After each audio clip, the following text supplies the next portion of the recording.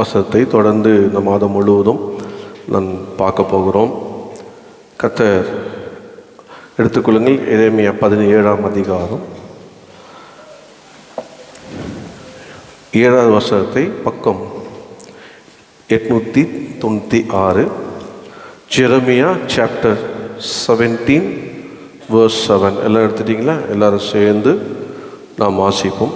கர்த்தர் மேல் நம்பிக்கை வைத்து கர்த்தரை தன் நம்பிக்கையாக கொண்டிருக்கிற மனுஷன் பாக்கியவான். அன்பும் கிருபையும் நிறைந்த உங்கள் பரலோக பிதாவே, உம்முடைய குமாரனாகிய இயேசு நாமத்திலே இந்த வசனத்தை உம்முடைய கருத்தில் ஒப்புக் கொடுக்கிறேன். இதை தொட்டு பிட்டு ஆசீர்வதித்து என்னோடு எங்களோடு பேசும். அது என்னை மறைத்து நீ வெளிப்படும். இயேசு நாமத்தில் பிதா, ஆமென். இந்த மாதம் ஆண்டவர் கொடுத்த இந்த செய்தியினுடைய தலைப்பு, Blessed is the one who trusts in the Lord. கர்த்தரை தன் நம்பிக்கையாக கொண்டிருக்க மனுஷன் ஆசீர்வதிக்கப்பட்டவன். இதில் பாக்கியவான் இருக்கும். நீங்கள் ஈஸி தமிழ் வெர்ஷனில் பார்த்தீங்கன்னா ஆசீர்வதிக்கப்பட்டிருக்கணும். ஸோ இந்த மாதத்தினுடைய தலைப்பு என்ன? கர்த்தரை தன் நம்பிக்கையாக கொண்டிருக்கிற மனுஷன் ஆசீர்வதிக்கப்பட்டவன். இது நான் கொடுக்க போகிற செய்தி 3வது செய்தி. 1ஆம் தேதி அப்லோட் பண்ணியிருக்கேன். கடந்த வாரம் இதை அப்லோட் பண்ணியிருக்கேன்.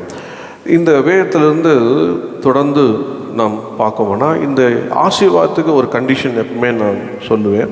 நம்ம பாஸ்டர் சாம்சன் எப்பவுமே சொல்லுவார், all blessing comes under condition.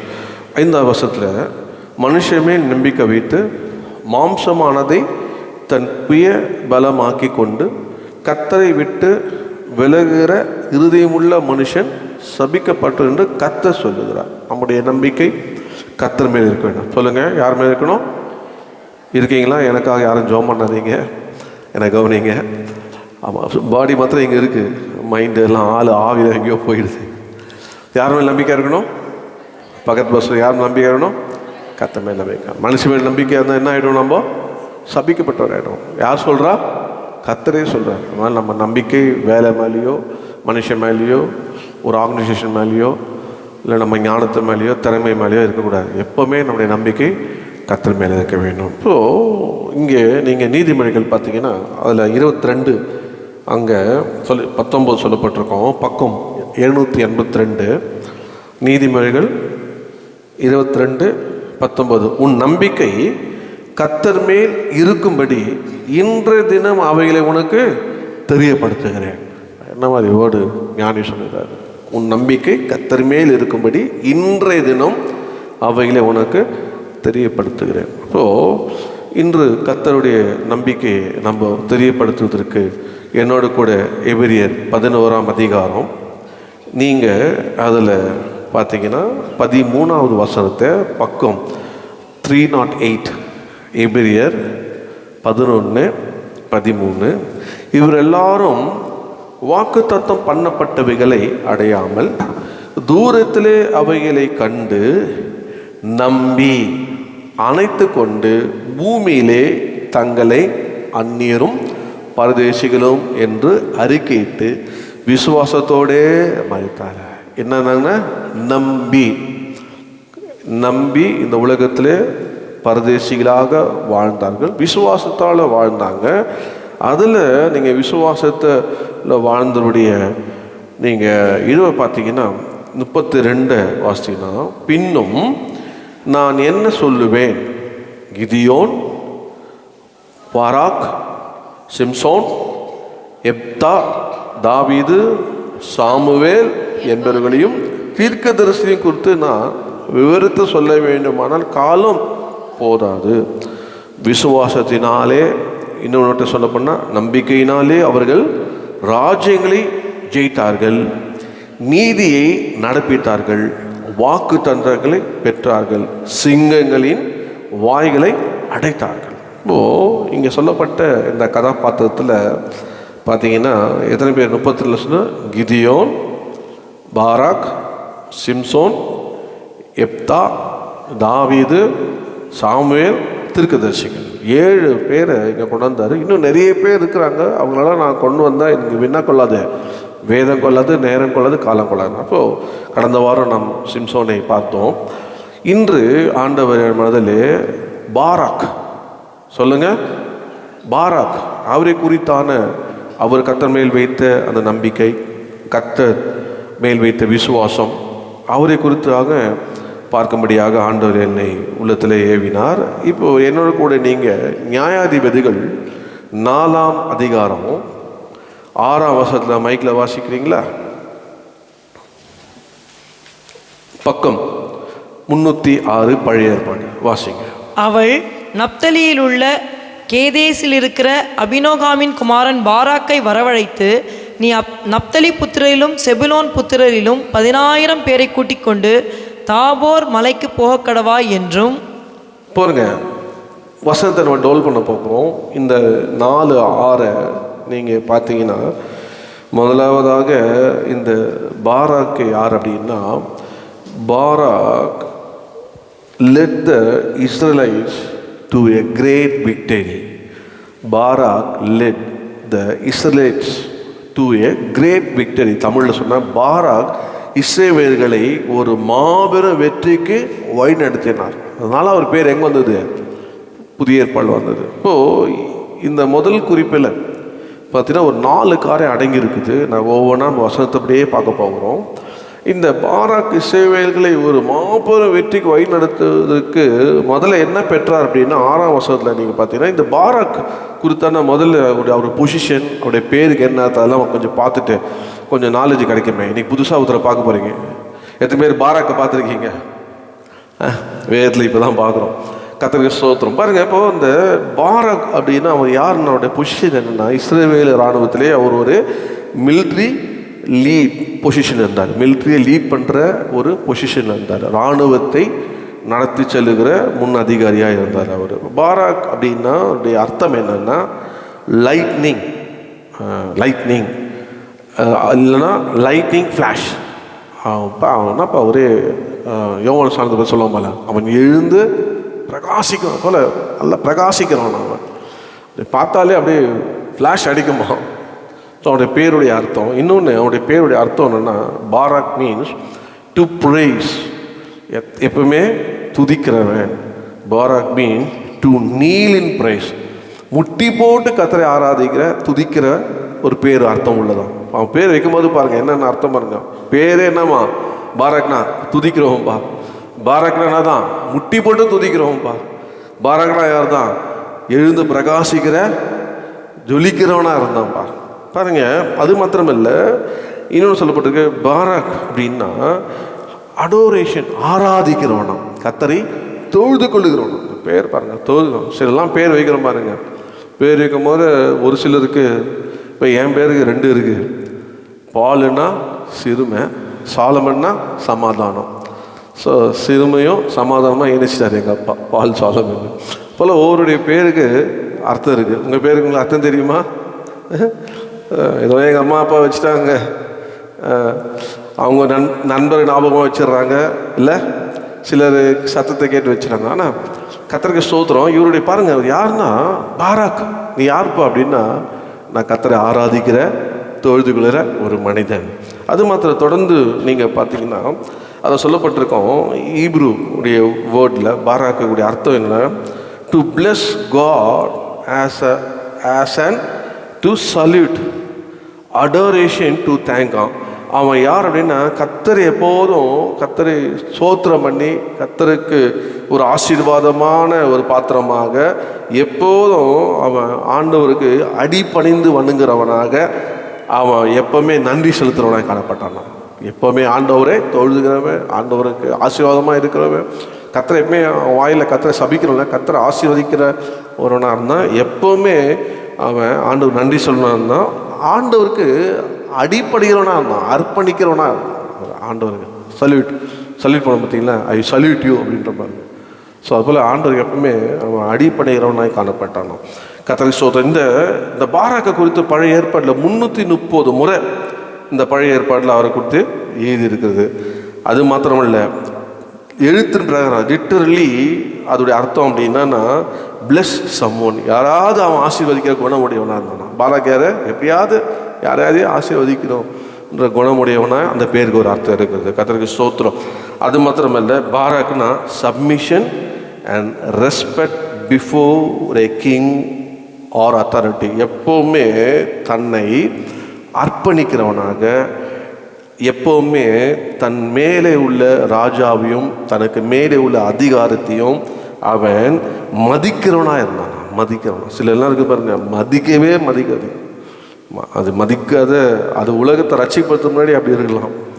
ஆமாம், யாருக்கும் பாடு. ஆனால் ரட்சிக்கப்பட்ட பிறகு இதெல்லாம் நம்ம கற்றுக்கொள்ளணும். டு கிவ் சொல்லும் பாருங்க, அது ஒட்டினது கிவ் ரெஸ்பெக்ட், டேக் ரெஸ்பெக்ட். மரியாதை கொடுத்து மரியாதை வாங்கணும். இப்போல்லாம் கேட்டவங்கனே இருக்குது மரியாதையை. ஆமாம். ஸோ அவன் மரியாதை கொடுக்குற ஒரு அர்ப்பணிப்புள்ளவனாய் காணப்பட்டான். நமக்கு இப்போ 4 காரியங்களை இவனை குறித்து சொல்லப்பட்டிருக்கு. அந்த வசனத்தில் பார்த்தீங்கன்னா 4:6 பார்த்தீங்கன்னா குறிப்பு எழுதி கொள்ளுங்க.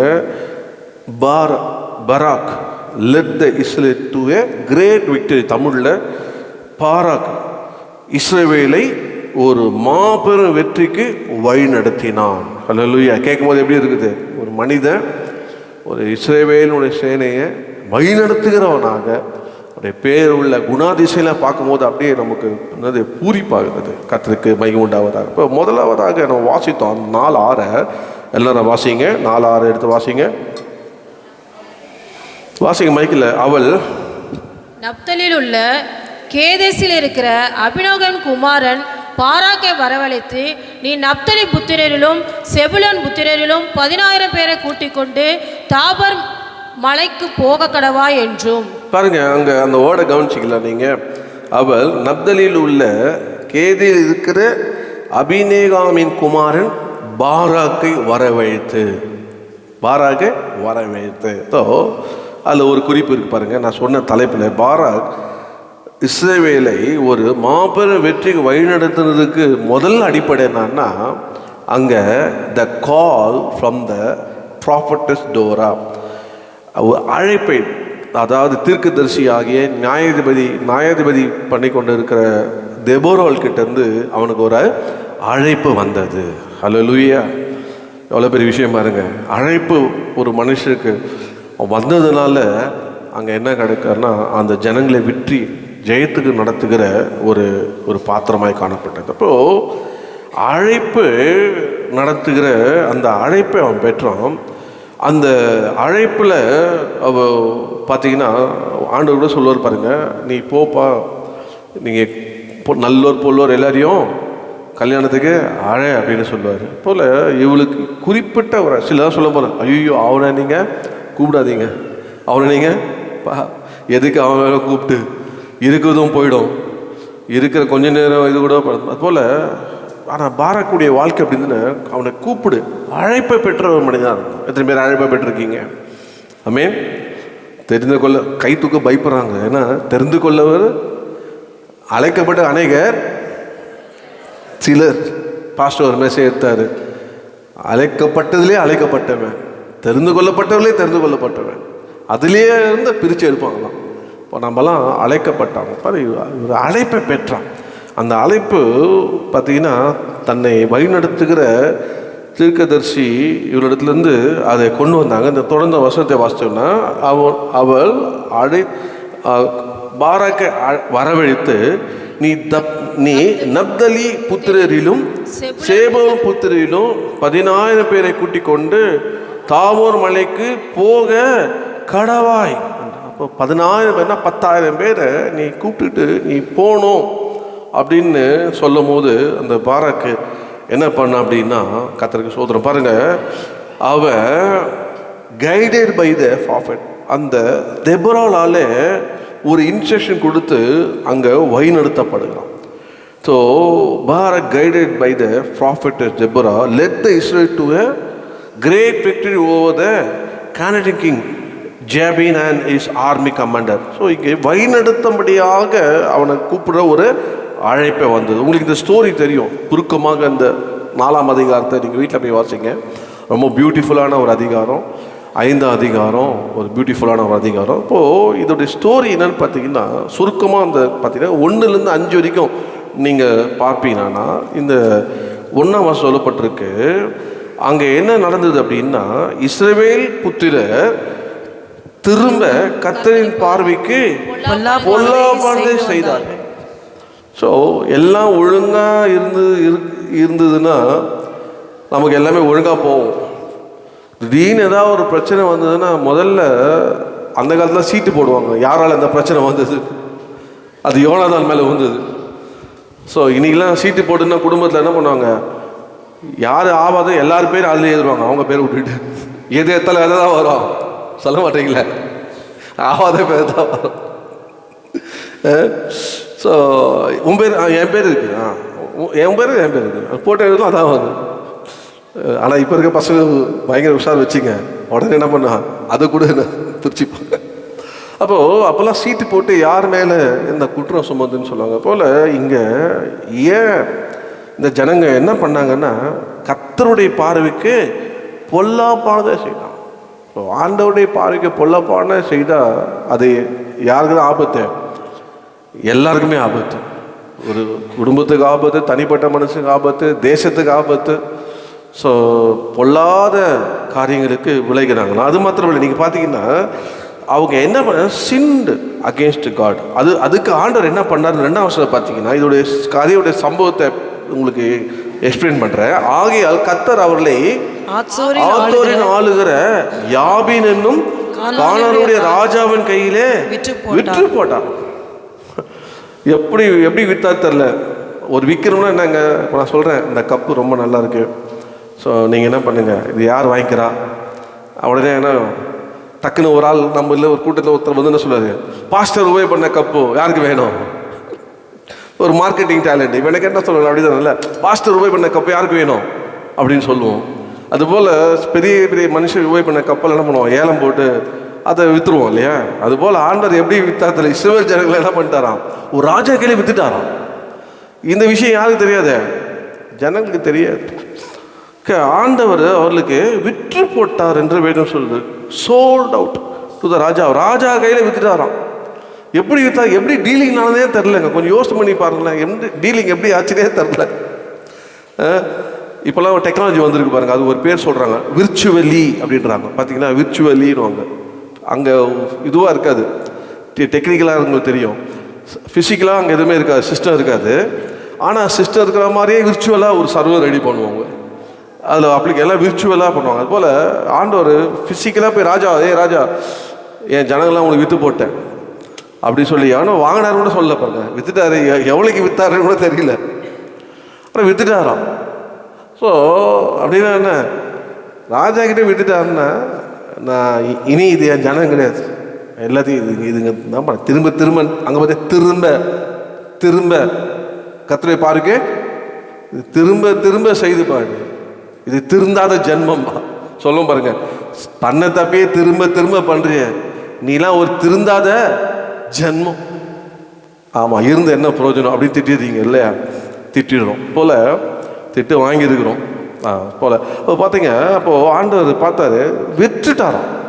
விர்ச்சுவலாக நடந்துச்சு, ஆண்டவர் கொடுத்துட்டாராம். அதோடைய விளைவு பாருங்க, தொடர்ந்து நீங்கள்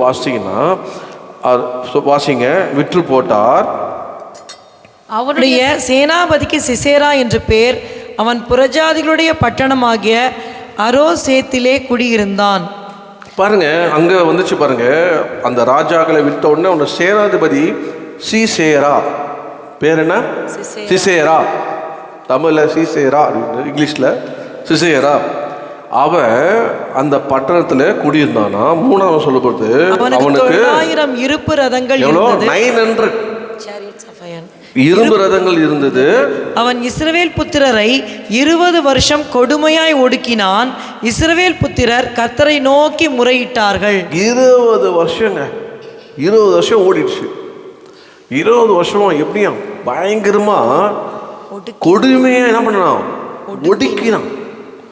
நம்முடைய ஜனங்களுக்கு ஏற்கனவே ஒரு அனுபவம் இருக்கு. என்ன அனுபவம்? கேட்ட அனுபவம், பார்த்த அனுபவம். இஸ்ரவேல் ஜனங்கள் எகிப்தில் 430 வருஷம் அவங்க என்ன பண்ண ஒடுக்கினாங்க. ஆனால் 20 வருஷம் பயங்கரமாக சொல்லுங்க பாருங்க. இந்த அரசியல்வாதம்லாம் கட்சி தலைவர் அண்ணனோட சொல்லுவாங்க, இரும்பு கரத்தை கொண்டு நாங்கள் அடக்குவோம். கேட்டிருக்கீங்களா?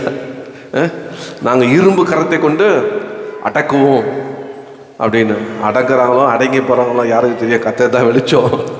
ஆனால் இங்கே லிட்டரலாக 20 வருஷம் அவங்கள அப்படியே கொடுமையாக உடைக்கணும் என்று சொல்லப்பட்டிருக்கு. கர்த்தருக்கு ஸ்தோத்திரம். அதுவும் எப்படின்னா வித் அட்வான்ஸ் டெக்னாலஜி வெப்பன்ஸாக. அந்த காலத்திலேயே அட்வான்ஸான வெப்பன்ஸ் எல்லாம் வச்சு அவனை ஒடுக்கிறான்.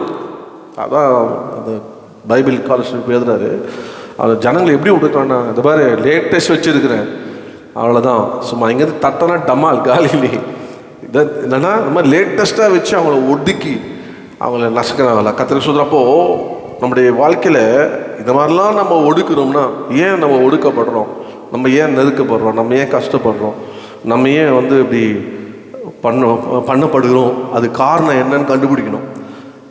நம்ம வாழ்க்கையில் எதுவும் வந்தாலும் ஏன் இது, ஏன் இந்த நஷ்டம், ஏன் இந்த கஷ்டம், சொல்லுங்கள், ஏன் இந்த நஷ்டம், ஏன் இந்த கஷ்டம். ஸோ நம்ம அதை ஆராயணும். ஒவ்வொரு மனிதனும் ஒவ்வொரு சகோதரனும் சகோதரிக்கும் நம்ம எப்பவுமே நம்முடைய வாழ்க்கையில் ஒவ்வொரு சம்பவம் நடக்கும்போது நம்ம அதை ஆராயணும். ஏன், எதனால், எப்படி என்று நம்ம அதை ஆராய்ந்து அது கத்தரிட்டு நம்ம என்ன செய்யணும். அதே வருஷம் சொல்லப்பட்டிருக்கு, என்ன பண்ணாங்கன்னா அவங்க the people of Israel cried out to the Lord for help. ஆண்டவரை நோக்கி என்ன பண்ணலாம், கதறினான். ஆண்டவரை நோக்கி முறையிட்டார், கத்தரை நோக்கி முறையிட்டான்னு சொல்றப்போ நம்முடைய வாழ்க்கையில் என்ன நெருக்கங்கள் வந்தாலும் என்ன கஷ்டங்கள் வந்தாலும் நாம் செய்ய வேண்டியது என்னென்னா, எங்கே போக வேண்டியது, கத்தரிடத்திலே போக வேண்டும். ஹல்லேலூயா. அதை ஆழமாக நிச்சயம் வாழ்க்கையில் என்ன வந்தாலும் ஏன் வந்தது, எதுக்கு வந்தது கேட்டு நம்ம என்ன செய்யணும்னா, கத்தரிடத்தில் போய் அவருடைய உதவிக்காக அவர் சமூகத்திலே கதற வேண்டும் என்று அந்த 3ஆவது சொல்லப்பட்டிருக்கு. அப்பொழுது கத்தர் என்ன பண்ணுவாராம், நம்ம நோக்கி கூப்பிடும் போது ஆண்டவர் சொன்னால எழுதி வச்சுக்கோ பாருங்க, என் ஜனங்கள் தங்களை தாழ்த்தி தங்கள் பொல்லாத வழிகளை விட்டு மனம் திரும்பும்போது அப்போது பரலோகத்தில் இருக்க தேவன் கேட்டு பாவங்களெல்லாம் மன்னித்து அவரை என்ன பண்ணுறான், திரும்ப 1 நாளாகவும் 2 நாளாகவும் 7, 14, 15, 16 பார்த்தீங்கன்னா அப்போது தேசத்துக்கு சேமத்தை கட்டளையிடுவேன் நான் சொல்லியிருக்காரு. ஜனங்க என்ன பண்ணாங்க, 20 வருஷமும் அவங்க என்ன பண்ணாங்க, அதை டாலரேட் பண்ணிட்டாங்க, கஷ்டப்பட்டாங்க, சகித்துட்டாங்க. சரியாயிடும் மாறிடும், கத்தை நம்ம விடுவிப்பார், கத்தை எல்லாம் சரிப்பட்டுருவார் அப்படின்னு அப்படியே விளையாட்டு என்ன ஆயிடுச்சு. 20 வருஷம் ஓடிடுச்சு. கடைசியில் பார்த்தாங்க இதுக்கு மேலே என்ன பண்ணக்கூடாது, வேண்டாடா, ஆண்டு நோக்கி உதவிக்காக கதறினாங்க. அப்போது இதனால தான் அந்த உதவிக்காக கதறின அவருடைய வாழ்க்கையில் அவருக்கு என்ன வந்தது, அவருக்கு கர்த்தருடைய அழைப்பு வந்தது. ஹல்லேலூயா. ஆண்டவர் அவனுக்கு வேணுமா சொல்லப்பட்டிருக்கு, God wanted him to take 10,000. கர்த்தர் 10,000 பேரை கூட்டுக்கிட்டு யாரோட சண்டை வந்த அந்த சிசேராவோட சண்டை போடும்படியாக ஆண்டவர் அவனுக்கு அழைப்பை கூட்டார். இன்னைக்கு எத்தனை பேர் ஆண்டவர் அழைப்பை கொடுத்து ஆயத்தமாக இருக்கீங்க? பிரச்சனை, முறையிடுறாங்க, கர்த்தருடைய உதவிக்கு கேட்குறாங்க, கதறாங்க, அழுகுறாங்க, பிசாசு பிட்டியில் இருக்கிறாங்க. அப்படின்னும் போது ஆண்டவர் உங்களை கூப்பிட்டு, மகனே நீ அங்கே போ, அவங்கள விடுதலையாக்கு அப்படின்னு கூப்பிடுவாரா? இல்லை அவர் கூடும் போது இன்னும் கொஞ்சம் தூங்கட்டும் அப்படின்னு நான் ஏன் போகணும் அப்படின்னு சிலர் இருக்காங்க. ஆண்டவர் கூப்பிடுகிற கர்த்தருடைய சத்தத்தை கேட்குற எப்போதும் ஆயத்தமாக இருக்க வேண்டும். ரட்சிக்கப்பட்ட உடனே நம்ம செய்ய வேண்டியதெல்லாம் என்னன்னா, ஆண்டவரை என்னை விடுதலை ஆக்குனீங்களே, என்னை கொண்டு யாரையாதையும் விடுதலை ஆக்கணும். இன்னைக்கு நான் என்ன செய்ய விரும்புகிறீங்க? அப்போ உள்ள ஒரு ஃபயர் இருக்கணும். அப்படியே நான் எங்கே போனாலும் எப்படியாவது இயேசுவை பார்க்கணும். பிசாசு கட்டு இருக்க, ஆண்டவர் என்னை பார்த்தாலே என்ன ஆகணும், அங்கே அசுத்தாவே ஆடணும், நான் பார்த்தாலே இருள் நீங்கணும்ப்பா. அந்த மாதிரி நம்ம காலைல இருந்து ஜெபம் பண்ணி கிருபையணும். வந்தாலே ஆண்டவரே அந்த இடமே அதரணும். ஆண்டவரே ஆமாம் நல்லா சொன்னீங்க பாஸ்டர், வந்தாலே இடம் எங்க டேபிளே அடருது, அந்த ரூமே அதருது, அவங்க போடுற சத்தம், அவங்க போடுற சண்டை, இதெல்லாம் கேட்டு என்னன்னா அதருது. ஒன்று சொன்னால் ஒன்று கேட்டால் 2 ஆகுது. அப்படி இருக்கக்கூடாது. நம்ம வாழ்க்கை எப்படியாவது இயேசு பிரதிபலிக்கிற கர்த்தர் நம்மை அழைத்தாரு, கர்த்தர் நம்மை தெரிந்து கொண்டாரு நோக்கத்தோடு. இவ்வளோ திரளான மக்கள் இருக்கும்போது சிறு கூட்டமாக நம்மளை தெரிந்து கொண்டார். என்னை தெரிந்து கொண்டாரு, என் குடும்பத்தில் அந்த உணர்வோடு அந்த உடைய ஆண்டவருடைய சத்தத்துக்கு செவி கொடுத்து நடக்கும்போது ஆண்டவர் என்ன பண்ணாரு, கர்த்தர் ஆசீர்வதிப்பார். ஹல்லேலூயா. பாருங்க, அங்கே கர்த்தரே 10,000 பேரை கொண்டு போன்னு சொல்ற ஒரு அழைப்பட்டான். அது மாத்திரம் இல்லை, பாராக் கைடட் பை த ஃபார்ஃபட்டட் தெப்ராலாலே அங்கே வழிநடத்தப்பட்டான். ஜெயத்துக்கு நேராக யாரை? அந்த பெரிய 900 பேரை வைத்திருக்கிற அந்த சிசேரியா, அந்த அந்த ஆர்மியை சந்திக்க அவனை அழைப்பு பெற்ற ஒரு அழைப்பாக இருந்தான். அல்லேலூயா. அதனால சொன்னேன், நம்முடைய அழைப்பை எப்பவுமே ஒரு பாட்டு பாடம் பாருங்க, என்னென்ன நீங்கள் அழைத்ததுனால ஒரு பாட்டு இருக்கு, உங்கள் அழைப்பை பெற்றதுனாலே நான் வாழ்கிறேன். அதெல்லாம் ரொம்ப ஆசீர்வாதமான பாட்டெலாம் இருக்குது. ஆனால் ஆண்டவர் அழைப்பை இன்னைக்கு யார் கேட்குறார் அப்படின்னா ரொம்ப கஷ்டம். அழைப்பின் குரல் கேட்டேன், என் ஆண்டவர் என்ன உணர்ந்தே. பழைய பாட்டு, அப்போல்லாம் அது இப்படிலாம் பாடுவாங்க. இப்போல்லாம் அதெல்லாம் கேட்குறது ரொம்ப. அழைப்பின் குரல் கேட்டேன், என் ஆண்டவர் என்ன உணர்ந்தே. அருகினில் தயங்கி நடைபயின்றேன், அருகினில் தயங்கி நடைபயின்றே. பின்னே வாயன முன் சென்றார், பின்னே வாயன முன் சென்றார். அழைப்பின் குரல் கேட்டேன், என் ஆண்டவர் என உணர்ந்தே. ஆண்டவரோட காலையில் எழுதணும், அப்படியே ஜெபிக்கணும். கர்த்தரோடு இருந்தீங்கன்னா எங்க இருந்தாலும் உங்களுக்கு கர்த்தர் ஒரு அழைப்பை கொடுப்பார். ஒரு வேலை உங்களை உபயோகப்படுத்துகிற அந்த அழைப்பை எப்பவுமே உங்க மேல கிரியை செய்து கொண்டே இருக்கணும். அழைப்பிலே இருக்கணும். ஆண்டவர் அழைத்த அழைப்பிலே இருக்கணும். அந்த அழைப்பிலே இருக்கும்போது கர்த்தர் உங்களை பயன்படுத்துவார். அல்லேலூயா. ஏதோ டெய்லி எழுந்தோமா, ஆத்திரம் சோத்திரம், கர்த்தாவே உங்களுக்கு சோத்திரம், எனக்கு ஆத்திரம், அப்படியே ஒரு ஜெபம் பண்ணோமா, அப்படியே போனோமா, வெந்ததை தின்னுவோம், விதி வந்தால் போவோம், சாப்பிட்டோமா போனோமா, ஏதோ அச்சு குச்சி வந்தோமா, வீட்டுக்கு வந்தோமா, ரிலாக்ஸ் பண்ணோமா, தூங்கணுமா, திருப்பி ஏந்தோமா, இதே இருக்கக்கூடாது. ஒவ்வொரு நாளும் ஆண்டவரோடு எது பண்ணாலும் பரவாயில்ல, காலில் இருந்து ஆண்டவரோடு, ஆண்டவரே என்னை அழைத்தீங்களே, ஓ ஹல்லேலூயா, என்னை அழைத்தீங்களே, ஓ ஹல்லேலூயா, அழைத்தீரே, அன்பாக என்னை அழைத்தீரே ஆண்டவரே சொல்லி ஒவ்வொரு நாளும் அவருடைய அன்பில், அந்த அழைப்பில் நான் இன்றைக்கி என்ன செய்யணும் ஆண்டவரே. நான் வேலைக்கு போகிறேன், நான் ஸ்கூலுக்கு போகிறேன், நான் காலேஜுக்கு போகிறேன், நான் பிஸ்னஸ்க்கு போகிறேன், என்னை அழைத்த இந்த நாளில் என்ன நோக்க வைத்திருக்கீங்க அப்படின்னு அவரோட அழைப்போடு போனீங்கன்னா கர்த்தர் உங்களோடு வருவார். நீங்கள் அந்த ஒரு விசேஷ அபிஷேகத்தை ஃபீல் பண்ணுவீங்க. ஆண்டவர் சொல்வார், ஆண்டவருடைய அழைப்பை கேட்டு வெளிப்படுத்துவார், பயன்படுத்துவார், பயங்கரமாக கர்த்தர் உபயோகப்படுத்துவார். இப்போலாம் அந்த மாதிரி ஒரு ஃபயரெல்லாம் பார்க்கவே முடியலைங்க. நான் ஆண்டவர்கிட்ட அப்பயே சொன்னேன், ஏன் ஆண்டவர் என்னை ஊழியத்தில் கூப்பிடுறீங்க, என்னை ஊழியத்துக்கு நான் வரலன்னே சொன்னேன், என்னை தயவுசெய்து ஊழியத்துக்கே கூப்பிடாதீங்க. இப்போ நான் வாங்குகிற அந்த சம்பளம், நான் கொடுக்குற தசமபாகத்தை அப்படியே மாற்றிக்கலாம். அமெரிக்காவில் சம்பாதிக்க அத்தனை காசையும் உங்களுக்கு கொடுத்துட்றேன், தசமபாகத்தை நான் எடுத்துக்கிறேன் ஆண்டவர். அநேக சபைகளை கட்டுறேன், எங்கெல்லாம் தேவையை சொல்லுங்கள், செய்கிற ஆண்டவர் என்ன சொல்ல, பணம் தேவை, நீ தான்டா வேணும்னு கூப்பிட்டேன், நீ தான் வேணும்னு கூப்பிட்டு ஊழியத்தை கூப்பிட்டு வந்துட்டேன். ஆனால் ரட்சிக்கப்பட்டிருந்த வேலை செய்ய எவ்வளோ ஊழியர்கள் கர்த்தர் எப்படி பயன்படுத்தினார்னு சொன்னேன்னா நீங்களாம் நம்ப மாட்டீங்க. அப்படிலாம் கர்த்தர் பயன்படுத்தினார். காரணம் என்ன? அந்த அழைப்புக்கு கர்த்தரோடு இணைந்து பரிசுத்தமாய் காத்து கொண்டு, உலகம் மாமிசம் பிசாசு கரைப்படாமல் காத்து கொண்டு, மற்றவங்க ஒரு சொல்லுவதற்கு இடம் கொடுக்காமல் கர்த்தரோடையே நடந்தோம் பாருங்க, அந்த பொறுப்புள்ளவனாக நடந்தோம் பாருங்க, கர்த்தர் அழைத்தார். ஹல்லேலூயா. அதை எங்கே கொண்டு வந்ததுன்னா கர்த்தரே கூப்பிட்ற அளவுக்கு கர்த்தர் அழைத்தார். போல கர்த்தர் நம்மளை முதலாவது கர்த்தர் நம்மை அவனை அழைத்தார். அது மாத்திரம் இல்லை, த கால் அவனுக்கு. ரெண்டாவது பார்த்தீங்கன்னா வேகமாக சொல்கிற பாருங்க, டக்கு டக்கு வசந்தமாக காமிச்சுப்பாரு. ரெண்டாவது என்ன இருந்ததுன்னா the battle of the Lord. அங்கே கர்த்தர், நீங்கள் 7ஆம் வசனத்தை வாசித்தீங்கன்னா, நான் யாபீனின் சேனாபதியாகிய சிசேராவையும் அவன் ரதங்களையும் அவன் சேனையையும் கீசோன் பள்ளத்தாக்கிலே உன்னிடத்திற்கு வர இழுத்து அவனை உன் கையில் ஒப்புக்கொடுப்பேன் என்றும் இஸ்ரவேலின் தேவனாகிய கர்த்தர் உனக்கு கட்டளையிடவில்லையா என்றாள். கவனிங்க, அந்த ஃபஸ்ட்டு பாயிண்ட்ல தான் நான் போகிறேன். அதில் ஒரு 4 சொன்னேன். அதில் முதல்ல அழைப்பு, ரெண்டாவது the battle of the Lord. இன்னும் சொல்லப்பட்டிருப்பாருங்க, கர்த்தர் உனக்கு கட்டளையிடவில்லையா.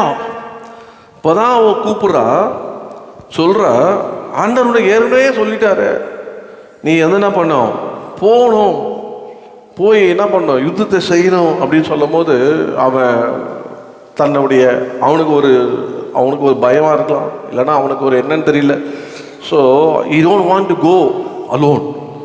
கர்த்தர் சொல்லிட்டாரு அப்படின்னு போல அங்கே என்ன பண்ணான்னா 8ஆம் வசனத்தை பார்த்தீங்கன்னா, அதற்கு பாராக், நீ என்னோடே கூட வந்தால் போவேன், என்னோடே கூட வராவிட்டால் நான் போக மாட்டேன் என்றான்.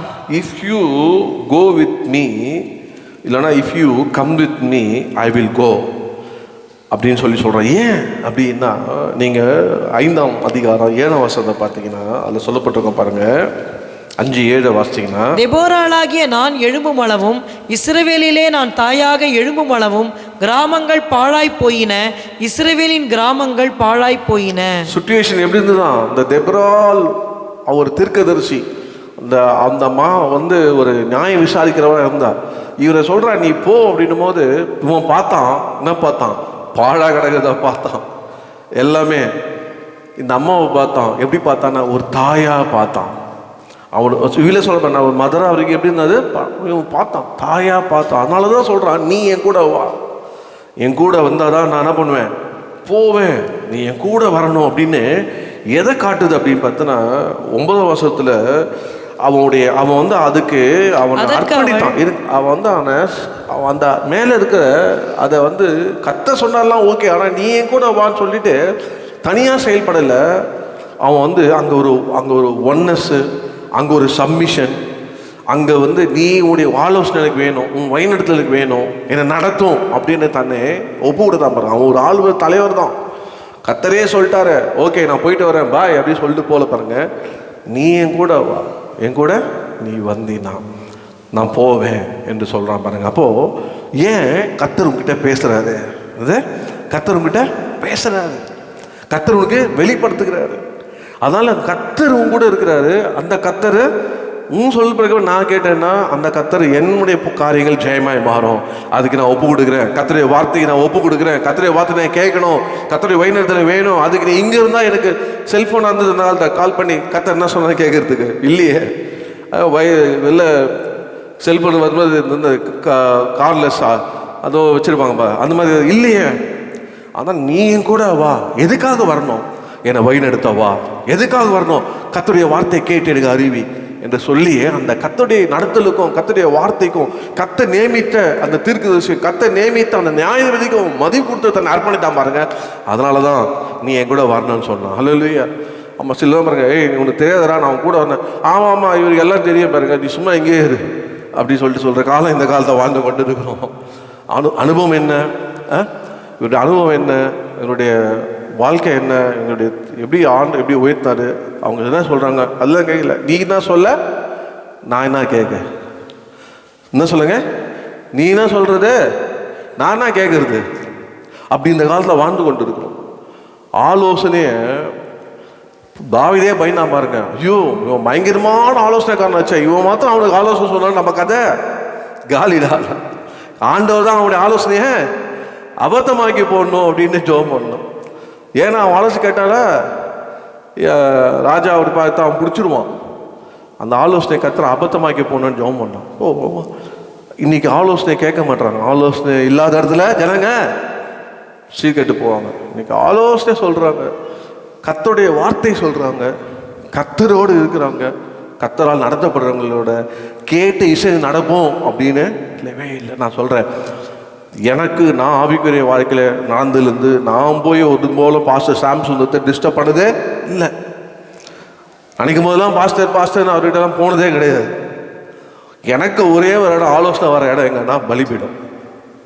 பலிபீடத்துலேருந்து என்ன வார்த்தை வருதோ, பலிபீடத்துலேருந்து ஆரம்பத்துலேருந்து முடிவு வரைக்கும் எப்படிலாம் கத்தர் பேசுகிறாருன்ற ரொம்ப கவனமாக கேட்பேன். பாட்டு வழியாக பேசுவார், பிரசங்க வழியாக பேசுவார். அதான் ஆரம்பத்தில் முடிவு வரைக்கும் எங்கேயாவது பேசுகிறாரா கவனமாக இருப்பேன். அந்த வார்த்தை தான் எனக்கு அந்த வார்த்தைக்கான வார்த்தை. ஹல்லேலூயா. வார்த்தை தான் அந்த வார்த்தைக்கான வார்த்தை. அதனால வார்த்தை பலிபீடத்தில் என்ன வருதோ, யார் பேசினாலும் நான் வார்த்தை வருதா, அந்த வார்த்தைக்கு என்ன அர்ப்பணித்து அந்த வார்த்தை மடியே நடந்த கத்தா பாருங்க. அந்த ஆண்டோடைய வார்த்தை சொல்ல கேட்டு நடக்கிறவனை காணப்பட்ட வேகமாக நான் போகிற மாதிரி நேரம் ஆயிட்டு இருக்கு. அவன் சொல்லப்பட்ட அந்த வார்த்தையை கேட்டு 9ஆம் வசனம் இப்போ வாசித்தீங்கன்னா, அதற்கு அவள், நான் உன்னோடே கூட நிச்சயமாய் வருவேன், ஆனாலும் நீ போகிற பிரயாணத்தில் உண்டாகிற மேன்மை உனக்கு கிடையாது. கர்த்தர் சிசேராவை ஒரு ஸ்திரீயின் கையில் ஒப்பு கொடுப்பார் என்று சொல்லி தெபோராள் எழும்பி பாராக்கோடே கூட கேதேசுக்கு போனாள். இங்க பாருங்க எவ்வளவு ஒரு டிஸ்ஆனர் பாருங்க. அங்க அவ சொல்றா, நான் வரேன், ஆனா I will certainly go with you, like come with you, but the road you are taking will bring you no honor, because the Lord will deliver Sisera into the hand of woman. ஒரு பெண் கையில் ஒப்பு கொடுத்தார் என்று பேர் வரும், ஆனால் உனக்கு இதில் என்ன இருக்காது, மேன்மே இல்லைன்றார். உண்மையே இல்லை. எப்படி இருக்கும் உங்களுக்கு? இன்னைக்கு எல்லாமே என்னதான் வேணும், எப்படியாவது அவரை பற்றி சொல்லிடணும், எப்படியாவது அவரை காமிச்சிடணும், எப்படியாவது அவர்கிட்ட இருக்கிறத வெளிப்படுத்திடணும். Marketing themselves instead of marketing God. கர்த்தரே அங்கே பேசுறது பதிலாக, கர்த்தரே இல்லை இந்த காலத்தில் எப்படி இருக்கணும், தங்களே குறித்து பேசி மேன்மையை பாராட்டுற காலங்களாக இருக்கணும். எப்படியாவது அவன் டைமில் உள்ள கேப்பில் பூந்து இவ்வளோ காமிச்சிடலாமா? ஏதோ ஒரு ஃபங்க்ஷன் நடந்து வச்சுங்களேன், நடுவில் அந்த ஃபங்க்ஷனில் எப்படியாவது இவரு தலையை காமிச்சிடலாமா, இல்லை இவங்களை ப்ரொமோட் பண்ணலாமா அப்படின்னு ப்ரொமோட்டிங்கில் இன்றைக்கி இருக்கிறாங்க. எப்படியாவது ப்ரொமோட் பண்ணோம். அதனால தான் அடிக்கடிக்க நண்பர் சொல்லுவார், இங்கே அநேகரை known but in the heaven they will be unknown. இங்கே அநேகரால் எல்லாருக்கும் அறியப்பட்டிருக்கும், உலகமே அவரை பற்றி நம்ம அறியப்பட்டிருக்குமா, நான் பரலதான் அவளை அறியலாம். அதான் ஏன் சொல்லிட்டேன், நீ உன்னை அறியேன், உன்னை அறிவேன். ஆனால் இவன் பாருங்க, பா நான் வரேன், ஆனால் உனக்கு என்ன கிடைக்காது, மகிமை கிடைக்காது, மேன்மை கிடைக்காது. எல்லாம் சொல்லுவாங்க, ஒரு பொண்ணு கையில் கர்த்தர் கொடுத்தாரு, ஜெயத்தை கொடுத்தாரு, மேன்மைப்படுத்தா சொல்லுவாங்க. அதனாம்மா எனக்கு என்ன வேணாம், மேன்மையை வேணாப்பா. ஓ ஹல்லேலூயா, வாட் அ கேரக்டர் பாருங்க. எனக்கு ஆனர் வேணாப்பா, எனக்கு மேன்மை வேணாம், எனக்கு புகழ்ச்சி வேணாம், எனக்கு என்ன வேணும், உன் வார்த்தை வேணும், உன் கூட கர்த்தர் வேணும். நான் அதில் அப்படி ஒரு வார்த்தை சொல்ல பாருங்க. ஏன்னா அவனுக்கு தெரியும், நீங்கள் பார்த்தீங்கன்னா 1 நாளாகவும் 29:12 பக்கம் 543, ஐஸ்வர்யமும் கனமும் உம்மாலே வருகிறது. ஹல்லேலூயா. அதுதாங்க அவனுடைய உள்ளது. பாராக், என்னப்பா நீ, ஹூ ஆர் யூ? நான் யார் தெரியுங்களா? எந்த மேன்மையை எதிர்பார்க்குறோம் இல்லை, எந்த ஐஸ்வர்யத்தையும் கனத்தையும் நான் மனுஷிட்டு எதிர்பார்க்குறோம் இல்லை. எனக்கு தேவையெல்லாம் கர்த்தருடைய வார்த்தை, எனக்கு தேவையெல்லாம் என் ஜனங்க 20 வருஷமாக கஷ்டப்படுகிறது, கர்த்தர் என்ன அழைத்தார், ஓகே, ஆனால் நான் போகணும், எனக்கு என்ன வேணும், ஜெயம் வேணும், அதுக்கு யார் வரணும், கர்த்தர் வரணும். மேன்மையை வச்சு நான் ஒன்றும் பண்ண முடியாது. ஹல்லேலூயா. கனத்தை வச்சு நான் ஒன்றும் பண்ண முடியாது. கர்த்தர் வேணும்னு என்ன பாருங்க, அங்கே ஆண்டவர் அவனுடைய குணாதிசையில கர்த்தர் ஆசீர்வதித்தார். ஹல்லேலூயா. 3வதாக வேகமாக சொல்கிற பாருங்க, ஜஸ்ட்டு குறிப்பு மாத்தான். நான் சொன்னேன், நான் பேசிக்காக தான் எடுக்கிறேன். நான் ரொம்ப டீப்பாக சர்ச்சை ஆரம்பிக்கும் போதெல்லாம் 1.5 மணி நேரம் பேசுனேங்க. இப்போ ஜனமே இல்லை, 18 பேர் தான், 1.5 மணி நேரம் பிரசங்கம் பண்ணுவேன். இப்போல்லாம் ஜனம் 1/2 மணி நேரமே எனக்கு கிடைக்கிறது ரொம்ப கஷ்டமாக இருக்குது. கர்த்தருக்கு ஸ்தோத்திரம். பாருங்கள், 3வதாக என்னோடு கூட நீங்கள் 14ஆம் வசனத்தை வாசிச்சிங்கன்னா, த டிஃபீட் ஆஃப் சிசேரியா. பாராக் அந்த சிசேராவை ஜெயித்த ஒரு சம்பவம் இருக்கு பாருங்க. பாராக் ரதங்களையும் சேனையையும் புறஜாதிகளுடைய அரோசேத் மட்டும் துரத்தினான். சிசேராவின் சேனையெல்லாம் பட்டய கருக்கினால் விழுந்தது, ஒருவனும் மீதியாய் இருக்கவில்லை. நீங்க தொடர்ந்து 15-16 நீங்க வாசிக்கலாம். அங்க சொல்லப்பட்டிருக்கோம். நான் அந்த இது மொத்த சம்பவம் பார்த்தேன். கர்த்தர் அவங்க முன்பாக, கர்த்தர் உனக்கு முன்பாக புறப்படவில்லையா என்றால், அப்போது பாராக் அவன் பின்னே 10,000 பேரோட என்ன பண்ணானா, மலையிறானா. இப்போ கர்த்தர் உனக்கு முன்பாக புறப்படவில்லையா, கர்த்தர் உன்னை அழைக்கவில்லையா, கர்த்தர் உனக்கு முன்பாக புறப்படவில்லையா, இதெல்லாம் வருது. 15 பார்த்தீங்கன்னா, கர்த்தர் சிசேராவையும் அந்த கலங்கடித்தார், நேரில் கலங்கடித்தார், ஓடி போனார்கள். 16 பார்த்தீங்கன்னா, பாராக்கு அவன் என்ன பண்ணானா, அவனுடைய பட்டயத்துக்கு விழுந்தது, ஒருவனும் மீதியா இருக்கவில்லை, எல்லாரையும் கொண்டுட்டான். அதில் அந்த சிசேரியா மாத்த தப்பிச்சு கால்நடையாக போகிறானா. நீங்கள் வீட்டில் போய் வாசிங்க. 22 பார்த்தீங்கன்னா, பின்பு சிசேராவை தொடர்கிற பாராக் வந்தான். அப்பொழுது யாகேல் வெளியே அவனுக்கு எதிர்கொண்டு போய், வாரும், நீர் தேடுகிற மனுஷனை உமக்கு காண்பிப்பேன் என்று சொன்னாள். அவன் அவளிடத்திற்கு வந்தபோது, இதோ சிசேரா செத்து கிடந்தான், ஆணி அவன் நெற்றியில் அடித்திருந்தது. அவன் இறங்கி போயிட்டாங்க, இறங்கி கால்நடை தப்பிச்சு போயிட்டான். ஆனால் ஜனங்கள்லாம் கர்த்தர் தாழ்த்தார், முடி வச்சார். சரி, ஒருத்தன் தானே போன்னு அவன் வந்து நிற்கலைங்க. அவனுடைய கர்த்தர் அவனுக்கு கொடுத்த லக்கு என்னன்னா, அந்த ராஜாவையும் அழிக்கணும், இந்த சேனை தலைவனாகிய 900 பீப்புள் தலைவர் இந்த சேராவையும் அழிக்கணும். பின்தொடர்ந்தான் பாருங்க, பின்தொடர்ந்தான். இன்னைக்கு யாருமே பின்தொடர், இந்த ஜெயம் போதும்பா, இந்த ஆசீர்வாதம் போதும்பா, இந்த பொசிஷன் போதும்பா, இந்த நிலை போதும்பா, அப்படியே நின்றுறாங்க. இல்லை, கர்த்தர் எங்கே சொல்கிறத கொண்டு போகிறவரோ அது வரைக்கும் நம்ம என்ன பண்ணோம், போனான் பாருங்க. அங்கே பின்தொடர்ந்து போனான். அது பெரிய ஒரு ஹைலைட்டுங்க. பின்தொடர்ந்து போனான். ஏன்?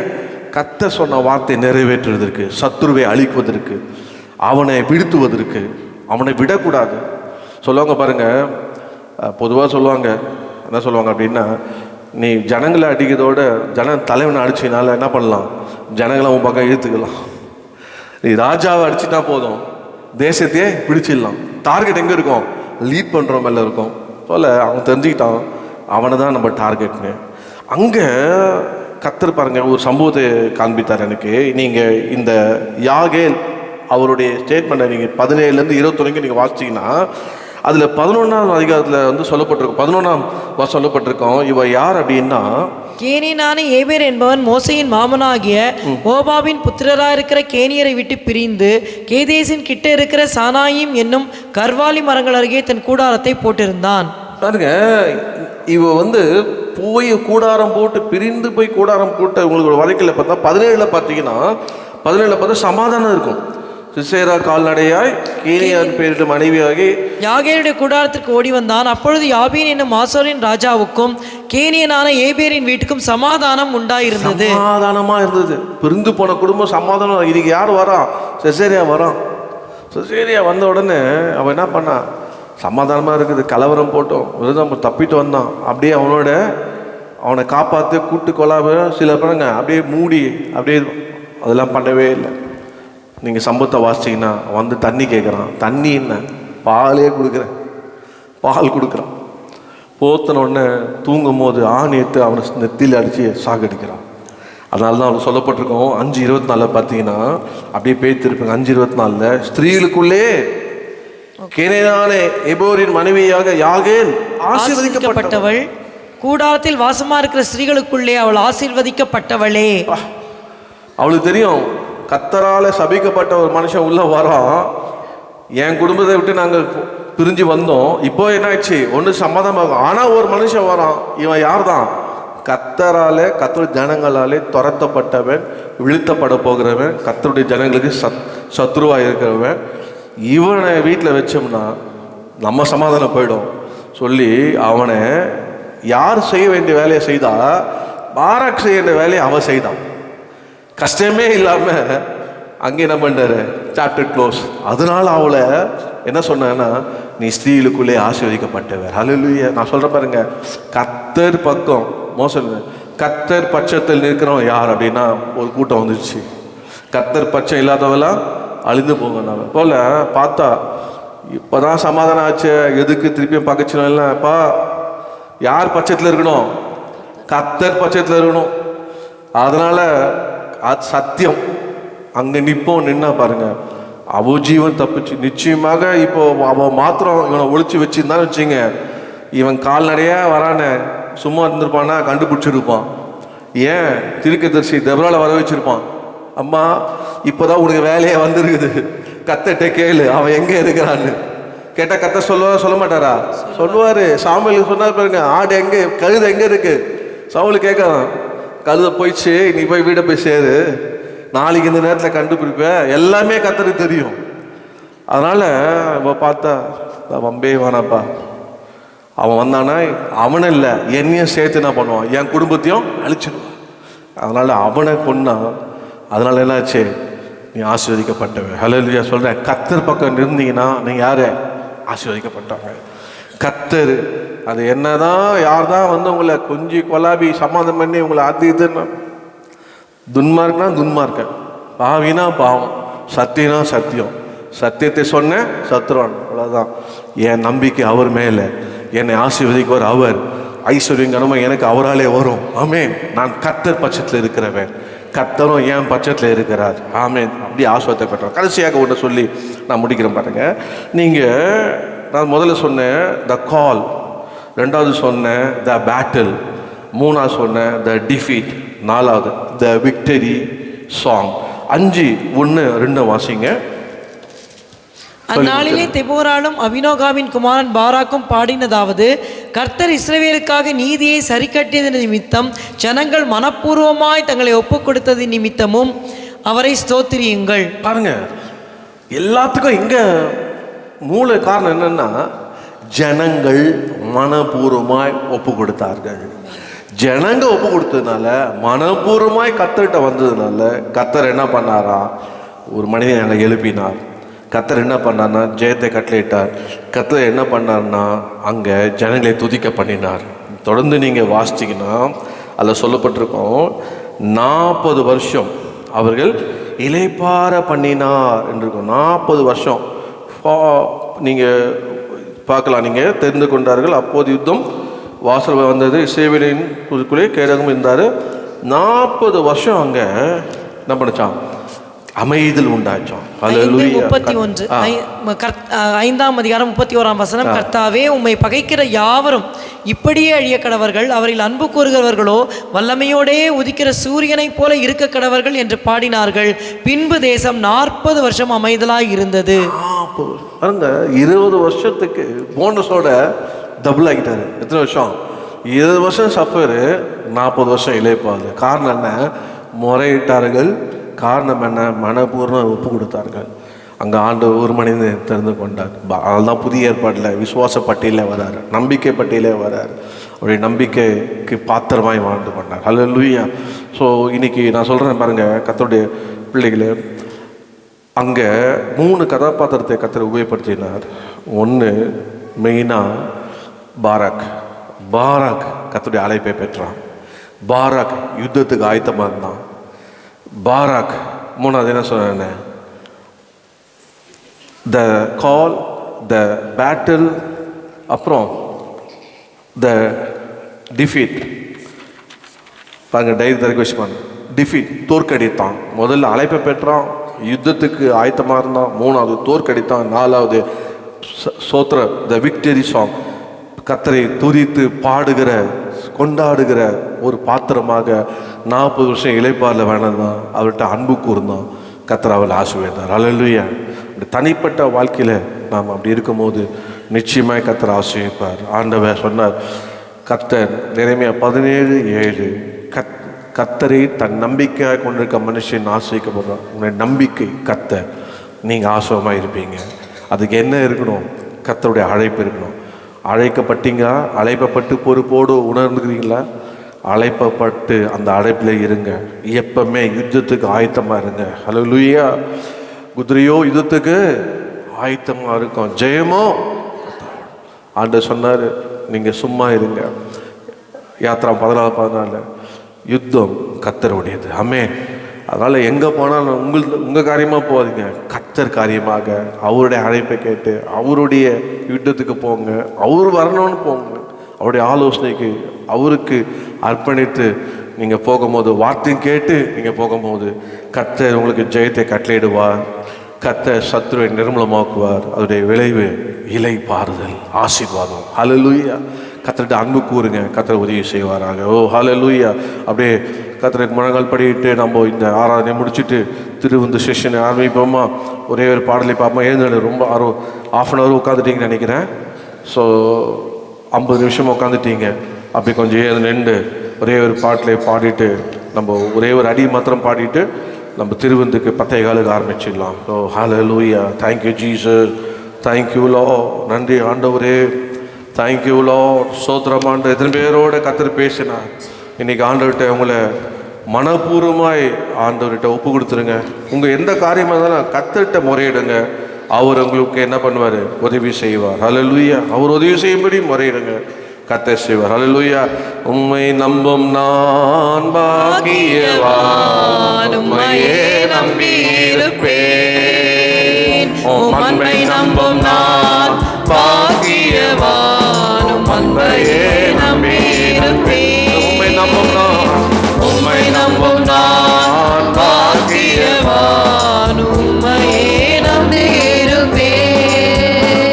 உம் அன்பை நம்பும் நான் பாக்கியவான், உம் அன்பையே நம்பியிருப்பேன். உம்மை நம்புவேன், நான் உம்மை நம்புவேன், உம்மையே நம்பியிருப்பேன்.